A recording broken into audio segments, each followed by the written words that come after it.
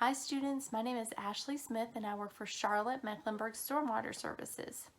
We deal with all the water that is outside of your house.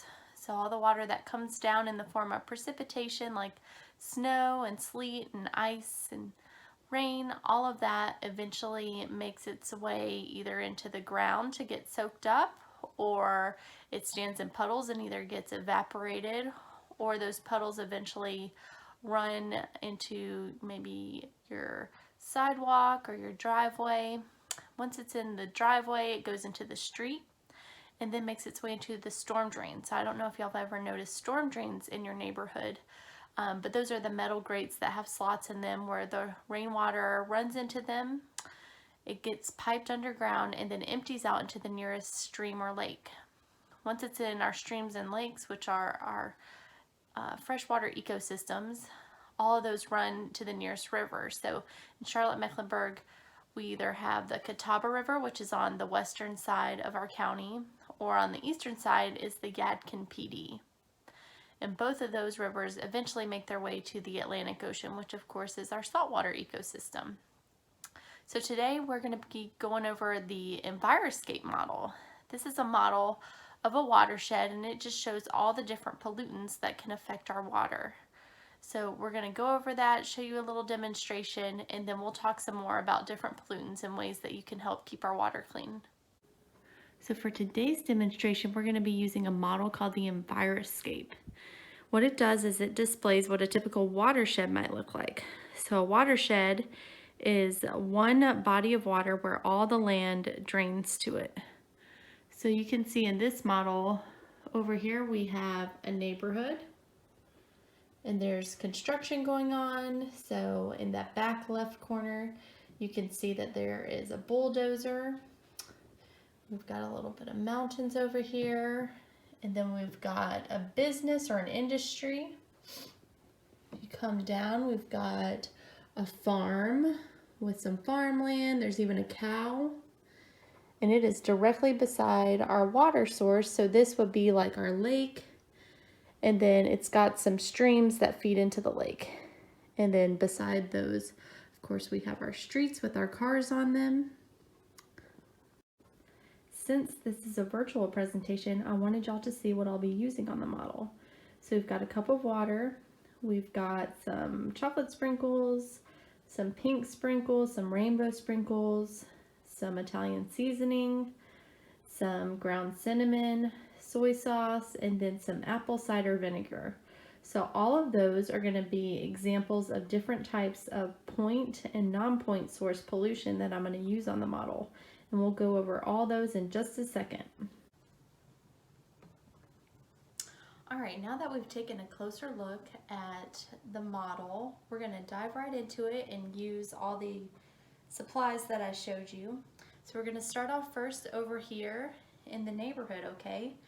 And first let's focus on this construction site, okay? So typically at construction sites there's a lot of loose dirt being moved around by bulldozers and things. So we're going to use our cinnamon. We're going to sprinkle that all over the construction site, and even some has even spilled out into the road a little bit. Now we're going to move down to the houses, okay? So we've got houses that typically have landscaping with trees and grass. So all of that has to go somewhere. So typically, you know, in the fall time, all the leaves fall down, and in the spring and summer, people are mowing their lawns. So we're going to use our Italian seasoning and sprinkle that all over the lawns. A little bit gets in the road. We also have cars that are parked in our driveway. So we always want our cars to look good, right? So we wash them and we're using soaps and things like that. So we're going to use our sprinkles, our pink sprinkles. Those are going to be some of the soaps and bubbles that comes from washing our cars in our driveways. And with cars, they also tend to leak, right? Sometimes we'll have oil leaks and things like that. So we're going to use our apple cider vinegar. Just put a little bit on our driveway.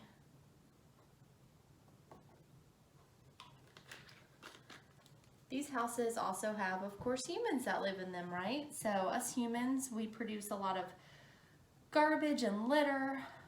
All of that, you know, we usually put in garbage bags and things, but sometimes maybe it's a windy day and our garbage can gets knocked over, or maybe we're just, you know, a little bit irresponsible and we just litter by throwing something out of our car window. So when that happens, we've got our rainbow sprinkles here. So all of those are little pieces of trash, right? So those are around our house, in the street. They're even down here on the highway, right? There's a lot of trash that I see, especially, you know, if you're parked at a stoplight and you look out your window, you see McDonald's cups and grocery bags and all kinds of things. So we're gonna stay down here on the road where we just put some litter, and we're also gonna use our apple cider vinegar again, okay? Because our cars don't just leak in our driveway, they also leak when we're out driving on the highway and things. So we've got a few splashes here from this car right here, and there's some down here. Maybe there was an accident, so now there's all sort of automotive fluid up there. We're gonna move over on this side to our business, okay? So we've got this industry right here. It's got some parking lots and things too, where we could also put some more apple cider vinegar. We could also put some more litter and things like that from our cars or from humans. But I want to focus on is our business right here, okay? So businesses also have, you know, all sorts of chemicals in them, or they might also have oils or things like that that help the building run. So we're going to use our soy sauce, and that's going to come straight from the business. And as you can see, it found a ditch that made its way into the stream and is now starting to flow into our waterway, okay? So we don't want that to happen. Next, we're going to move over here to our farm, okay? So with the farm, there's a lot of loose sediment, okay, from farmers, you know, plowing their land to switch out crops and things. So we're going to use our cinnamon, put that all over the ground. And we also have some livestock over here. So similar not only to farms, but in our neighborhood too, there's a lot of dogs and things. So we're going to use some chocolate sprinkles, and y'all might can guess what this represents, but this is going to be some animal waste from the cow. I'll also go back up to our neighborhood and put some in. Maybe this neighborhood has a lot of dogs, so unfortunately the pet owners do not pick up after their dogs. So there's dog waste all over the place.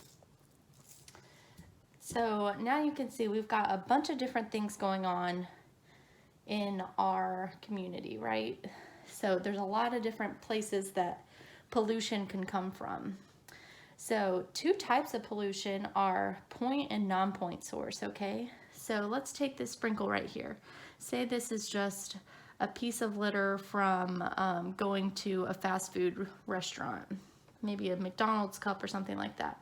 So we do not know where that cup came from, okay? So it's a non-point source. It could have come from anyone, anywhere, similar to that. Whereas our oil here, we can track that up this stream, and it brings us back all the way to this building, right? This industry. So this is a point source. We can physically point and see who the responsible party was that caused that pollution. So those are the two types, non-point source, which is like most of this stuff here. We're not quite sure where some of this leaf litter came from. It could have been this neighbor or this neighbor or this neighbor. But this oil came from this industry. And then another point source could maybe be this sediment, because we can see that, oh, there's a construction site going on here. So that is where all that sediment comes from. So what do y'all think happens whenever it rains? Where does all this go? Does all the litter stay in place and we can easily just sweep it up? Or does it all flow somewhere? So we're going to use our water. So this is our rainstorm that is moving into the area. And hopefully y'all can see it, but we're just going to make it rain in the neighborhood. Over here on the highway. Over at our office area. And then of course over at the farm, all the crops need some water. So I don't know if y'all can see, but all of that is flowing into our lake here, okay? It's making our boat move around. So water flows from high elevation to low, okay? So as y'all saw, all the water flowed down the streets here. They went into these streams, and all of those eventually led to our lake. So that's what exactly happens here in Charlotte, okay? We've got over 3,000 miles of stream, and all those flow towards either the Catawba River or the Yadkin River, okay? And those rivers are also made up of lakes like Lake Norman, Lake Wylie, Mountain Island Lake.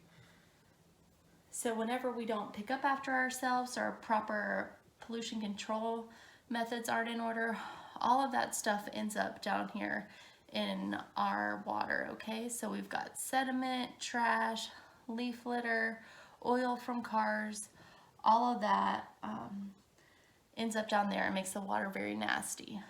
So what we're gonna do next week is talk about what we can do to prevent all this from happening, okay? So thanks for tuning in.